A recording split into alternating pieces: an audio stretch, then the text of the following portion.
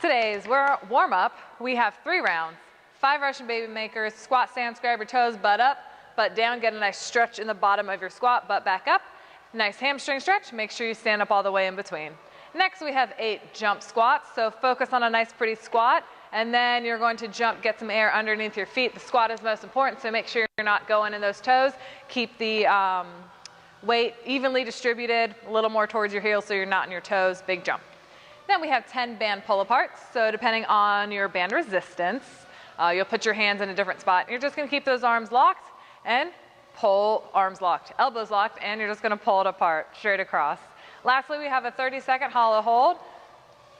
And make sure that lower back is what's on the floor, squeezing ass, abs, and quads nice and tight. Hold that for 30 seconds if you can. If you have to break it up, that's okay too. Skill and strength is next. Today's skill and strength is a 3x14 kettlebell RDL. So your feet are gonna be under your hips are gonna go back. Slight bend in those knees, back is nice and flat. Pushing those hips back, we're gonna touch the ground, keeping a slight bend. We're not sitting down, we don't have a huge bend. We're basically just keeping them unlocked. As you stand up, you're gonna squeeze your butt cheeks and those hamstrings, and then you don't have to hyperextend again. We're just standing at a neutral position. Hips go back, slight bend again. And then we're gonna do a 3x5 sprint. You're only going about 20 feet. Here we're more focusing on the explosiveness. So we're working on the takeoff and pushing through the ground. So every time we typically do running, we are going slower pace, longer pace. This is really just working on the explosive first 20 feet of your sprint. Comment, no wait, we've got the workout next. Workout next. Today's workout is 10-to-1 of dumbbell floor press, V-ups, and 10 box jumps each round. So you're gonna do 10 floor press, 10 V-ups, 10 box jumps, 9 floor press, 9 V-ups, 10 box jumps, all right? For your floor press, it's similar to a bench press with dumbbells. Most of you might only have 1 dumbbell at home. That is fine, use 1 dumbbell. You'll do 1 at a time, do 10, go to the other arm 10. I recommend starting with your weaker arm to make sure that if you have to stop at 8 and then switch over, that's fine. Just do whatever the weaker arm can do.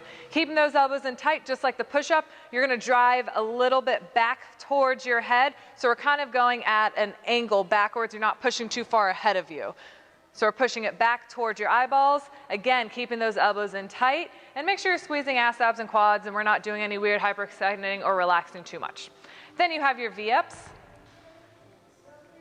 Just gonna fold in half, touch your toes. Keep your legs as straight as you can, depending on hamstring mobility. If you need to bend the knees, that is okay. Touch your toes. This is the next step down. If this is too much, you can go to regular sit-ups. Just like that, or you could do leg lifts if you want to mix it up a little bit more. And then the box jump. 2-foot takeoff, 2-foot landing, land in those heels, nice squat-like stance when you land. Make sure you stand up all the way. If you're stepping up, that's fine. Just make sure you're alternating 1 leg up, 1 leg down, and you're not only stepping down with the right leg. Alternate, keeping yourself even. Write your scores below. We'll see you guys.